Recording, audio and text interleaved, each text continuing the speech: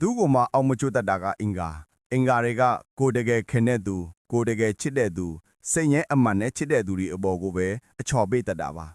ဒီခံလို့ရရင်ဒီခံပေးတယ်တကယ်လို့ဒီမခံနိုင်တော့ဘူးဆိုရင်တော့ဒိုးတော်ဆိုပြီးရှင်းပစ်တတ်တဲ့ပုံစံမျိုးတွေပါ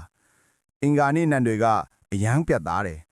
ကိုမထင်ရင်မထင်သလိုဆုံးဖြတ်ချက်တွေချတတ်သလိုတခါဆုံးဖြတ်လိုက်ပြီဆိုရင်လည်းအယမ်းပြန်မပြင်းတတ်ဘူးကိုမနဲ့ထင်ရင်ဘသူကိုမှဂယူမဆိုင်ဘူးဘသူကိုမှလည်းမကြောက်တတ်ဘူးပြန်ပြောရဲလေပြန်လုပ်ရဲလေဒါကသူတို့ရဲ့ပင်ကိုတက်ဒီပဲ